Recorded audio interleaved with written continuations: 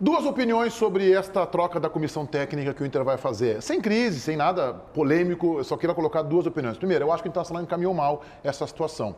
Porque o João Patrício Hermann e o Paulo Brax, diretor executivo do clube, passaram todo o mês de boa parte de dezembro e janeiro dizendo assim, em fevereiro, o Inter não tem conversa com nenhum treinador, o Inter não conversou com ninguém, não tem contato nenhum, nosso técnico Abel, a gente vai ver isso depois. E o presidente ontem desmascarou isso, disse que o Internacional conversou com o Miguel Ángel Ramírez. E ficou claro ontem que o técnico realmente, como toda a imprensa vinha dizendo, será o Ramírez. O Inter encaminhou mal, eu acho que faltou correção e faltou transparência. Quando o João Patrício poderia ter dito, ele e o Brax, nós não vamos falar sobre esse assunto. Pronto, seria mais honesto e mais correto. Acho que o Inter encaminhou mal. A segunda e a opinião aí mais importante no mérito. Eu acho que o Inter erra, mas ok.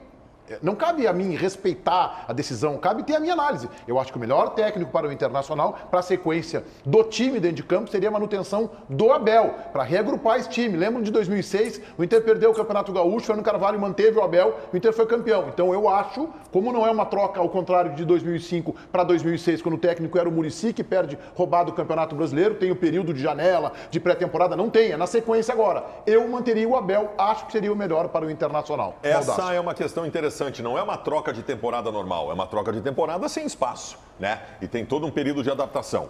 Eu acho que o Inter conduziu mal. Eu também não faria a troca. Eu manteria o Abel Braga. Digo mais, eu tô de saco cheio de treinador estrangeiro. Eu peguei bronca com um treinador estrangeiro, porque nenhum deu certo no Inter. A gente não tinha notado. E o último simplesmente fez um trabalho terrível, mas... né? E ontem eu falei muito isso na live que eu fiz depois do jogo, porque realmente é uma indignação de muitos colorados.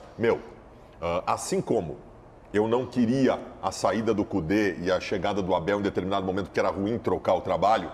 Quando o Abel chegou, eu fui lá, cantei musiquinha, abracei o Abel. O mesmo vale para o Miguel Ángel.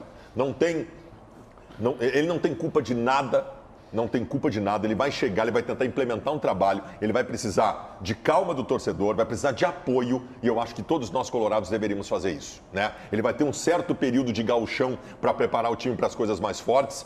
Não vai ser fácil essa transição, não vai ser fácil. É outra forma de jogar, é outro tipo de trabalho, e eu acho que tem que ser apoiado nisso. Embora não fosse a minha preferência, eu vou estar apoiando o cara. O planejamento do Inter prevê o seguinte, Meneghetti. O Internacional agora dá folga de 10 dias, férias, né? 10 dias para os jogadores, para descansar, a temporada foi exaustiva, tudo certo. Descansam, o Sub-20 começa com o Fábio Matias, com a galera do Sub-20, começa a disputar o gauchão as 3, 4 primeiras rodadas. E a partir da quinta, aí sim o Miguel Ángel já vai estar aqui no final de semana e ele começa a sua vida com o Brasil. Semana nesse agora?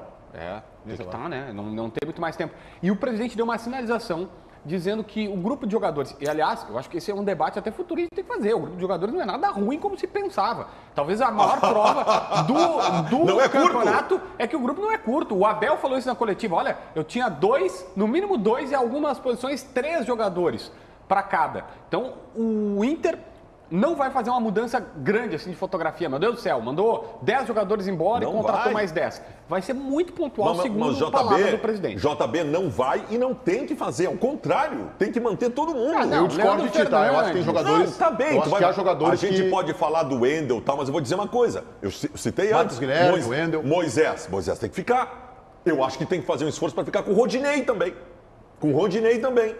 O Inter tem uma base muito boa, tem um monte de guri pronto, já com rodagem que o Abel deu, um monte de guri pronto. Tem uma espinha dorsal, né? Um esqueleto pronto de time titular, né? Tu tem 2 zagueiros muito bons, o Cuesta e daqui a pouco o Moledo de volta, tu tem Dourado, Edenilson, Patrick, tu tem Yuri.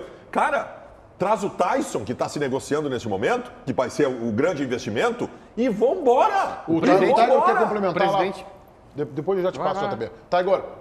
Só para complementar o Baldasso e falar um pouco sobre como que vai ser essa remodelação do Internacional, tá? Alguns jogadores que não devem ficar e aí até por uma questão financeira, o objetivo do Inter é diminuir o número de jogadores no plantel e diminuir, consequentemente, a folha salarial para a próxima temporada. Rodinei, Baldasso, ele não vai ficar. O Rodinei tem contrato até o meio do ano para o Internacional ficar com esse jogador. São alguns milhões de euros, 3 milhões de euros, se eu não estou enganado. E mais do que isso, renovou com o Saravia até o fim do ano. O Saravia que em fim de abril, início de maio, já vai estar à disposição. Os laterais do Inter para essa temporada são Saravia e Heitor. E aí, do lado esquerdo, Moisés, Wendel, com o Léo Borges e o Lucas Mazetti correndo por fora. Outro jogador que também deve sair, Abel Hernandes. Tem um salário considerado alto, tem contrato até o meio da temporada e é outro jogador que deve sair. Thiago Galhardo, se pintar proposta, também sai. E tem a situação dos goleiros, Marcelo Lomba e Danilo Fernandes. O Inter já emprestou o Kehler, que é o quarto goleiro, vai colocar o Daniel para jogar no Campeonato Gaúcho e se pintar uma proposta ou por Lomba ou por Danilo Fernandes, vai negociar um desses jogadores, porque a ideia é ficar